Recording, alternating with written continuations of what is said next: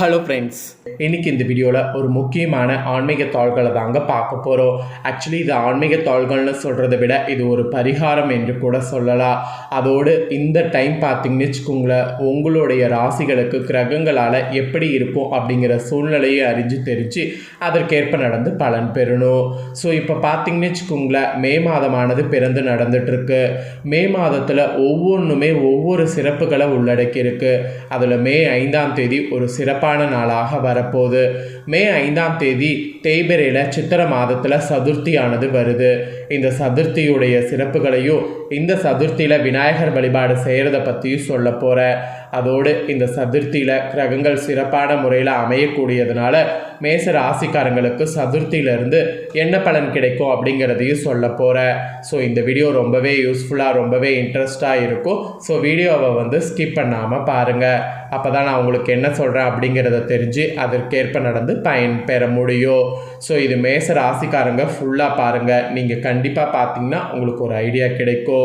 சித்திரை அப்படின்னாவே ரொம்ப ஃபேமஸான விஷயங்கிறது திருவிழா தான். அதோடு நிறைய விசேஷமான நாட்கள் தான். சித்திரையில் வரக்கூடிய தேய்பிரை சதுர்த்தி மகா சங்கடகர சதுர்த்தி என்று சொல்லப்படுது.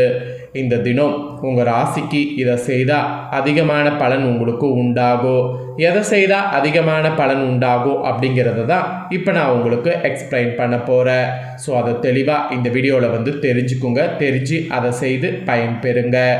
தினமுமே இறை வழிபாடு மேற்கொள்வது நல்லது தான். நிறைய பேர் டெய்லியுமே வழிபாடு செய்யணுமா அப்படின்ட்டு ரொம்ப ஒரு ஆச்சரியமாக கேட்பீங்க. டெய்லியுமே வழிபாடு செய்யுங்க. அதனால் உடலும் மனமும் எப்போதும் உற்சாகத்தோடும் ஆரோக்கியமாக இருக்கும். அதோடு நமது கலாச்சாரத்தில் இறைவனை வழிபட்டு நன்மைகள் பலவற்றை பெறுவதற்கு ஏராளமான முறைகள் இருக்கிறது. பெரும்பாலான மக்கள் பார்த்திங்கன்னு வச்சுக்கோங்களேன், அதை புரிஞ்சுக்கிறீங்க. பெரும்பாலான மக்கள் அதை புரிஞ்சிக்காமவும் இருக்கீங்க. ஸோ நீங்கள் விரும்பி வழிபடக்கூடிய பல தெய்வங்களில் விநாயகரும் ஒன்று. அவரை சித்திரை மாத தேய்பிரை சதுர்த்தி தினத்தில் இப்படி வழிபட்டால் இத்தகைய நன்மைகள் பெறலாம் என்பது குறிப்பிடப்படுது. ஸோ எத்தகைய நன்மைகள் பெற முடியுங்கிறத தான் உங்களுக்கு சொல்கிறேன். மற்ற மாதங்களில் வரக்கூடிய பௌர்ணமி தினங்களை காட்டிலும் அதிக சிறப்புகளை கொண்ட தினம் சித்ரா பௌர்ணமி தினம். இந்த சித்ரா பௌர்ணமி தினத்திற்கு 4வது தினம் அல்லது திதியாக வரக்கூடிய நாள் சித்திரை தேய்பிரை சங்கடகர சதுர்த்தி தினம். இதில் விநாயகர் வழிபாடு மற்றும் விரதத்துக்குரிய மிக சிறந்த தினங்களாக சித்திரை மாத சங்கடகர சதுர்த்தி தினமும் ஒன்றாக இன்றளவு திகழ்கிறது. இந்த தினத்தில் விநாயகர் பெருமான விருந்து வழிபாடு செய்திங்கன்னா உங்கள் வாழ்வில் அனைத்தும் கிடைக்க பெறுவது யாராலையுமே தடுக்க முடியாது.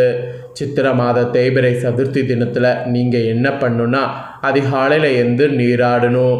கூட உணவு எதுவும் உட்கொள்ளாமல் மாலை வரை விநாயகர் பெருமான் நினைவோடு எதுவும் உண்ணாமல் விரதம் இருக்க வேண்டும். பால் பழம் மட்டும் சாப்பிட்டு விரதம் இருக்கலாம். மாலையில் அருகில் உள்ள விநாயகர் கோவில் இல்லைனா சந்ததிக்கு சென்று விநாயகர் பெருமானுக்கு நடைபெறக்கூடிய அபிஷேகத்துக்கு பசும்பால் தந்து ஆராதனை பூஜையில் கலந்து கொண்டு விநாயகரை வழிபாடு செய்யணும். வழிபாடு முடித்து ஆலயத்தையே 8 முறை ஆலயத்தை வணங்க வேண்டும்.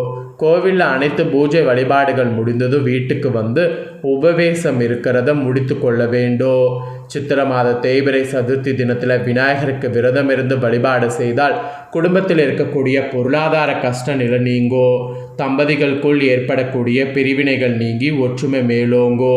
நீண்ட காலமாக நோய்களால் அவதிப்பட்டவங்க நோய்கள் நீங்கி பூரண உடல்நலம் பெறுவீங்க. வேலை தேடி அலைந்தவர்களுக்கு விரைவில் வேலை கிடைக்கும். திருமணம் தாமதமாகக்கூடிய ஆண்கள் மற்றும் பெண்கள் உங்களுக்கு விரைவில் திருமணம் நடைபெறும். இந்த மாதிரி பல அதிசயங்கள் உங்களுக்கு நடக்கும். இப்பேற்பட்ட இந்த ஸ்பெஷல் சித்திரை சங்கடகர சதுர்த்தியில் கிரகங்களும் சாதாரணமாக இருக்காமல் ஸ்பெஷலாக அமையும். அப்போ எல்லாருக்குமே தலையெழுத்து மாறும். ஸோ மேச ராசியில் பிறந்தவங்களுக்கு இந்த மே 5லிருந்து எப்படி இருக்கோ, எந்த விஷயங்களில் உங்கள் ராசிக்காரங்க கவனமாக இருக்க வேண்டும், உங்கள் ராசிக்கு இனி தொழில் வளர்ச்சி வேலை திருமணம் பற்றியெல்லாம் எப்படி இருக்கும் அப்படிங்கிறத எல்லாமே பார்க்கலாம். அதெல்லாம் தெளிவாக இந்த வீடியோவில் தெரிஞ்சுக்குங்க. மேச ராசிக்கு 7.5 சனி காலம் தொடங்கி இருக்கு. இந்த மே 5லிருந்து 3 கிரகங்களுடைய பயிற்சி வலுவாக நடக்க இருக்கு.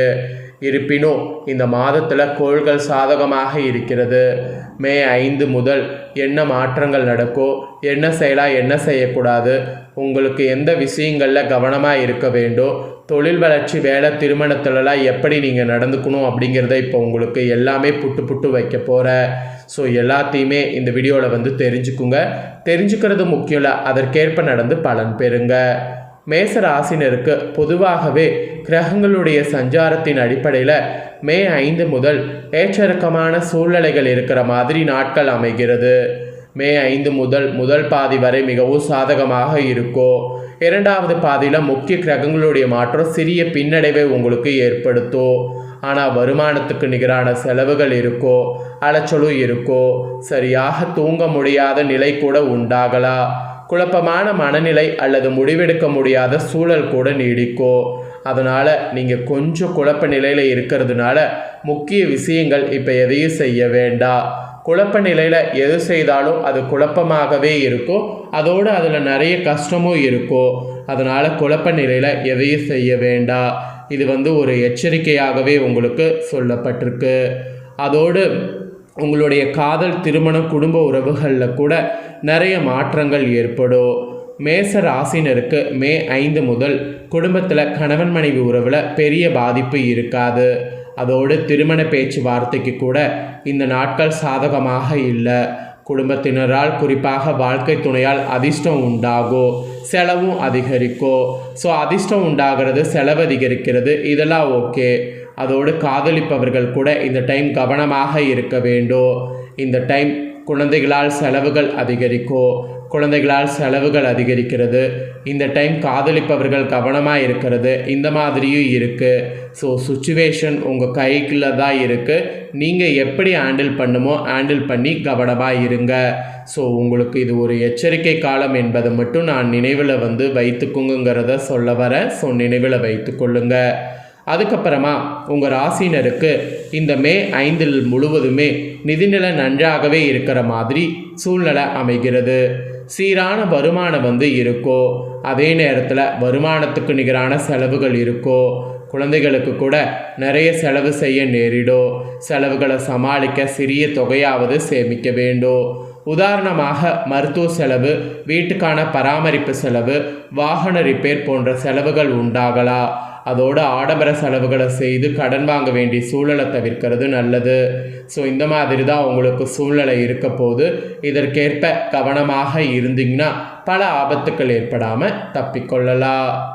இந்த வீடியோவில் பார்த்த தாள்கள் நீங்கள் பார்த்து பயனடைஞ்சது போல் உங்கள் ஃப்ரெண்ட்ஸ் ஃபேமிலியில் இருக்கிறவங்களும் பார்த்து பயனடையணும் அப்படின்னு நினச்சிங்கன்னா வீடியோ லைக் பண்ணி உங்கள் ஃப்ரெண்ட்ஸ் ஃபேமிலிக்கும் ஷேர் பண்ணுங்கள்.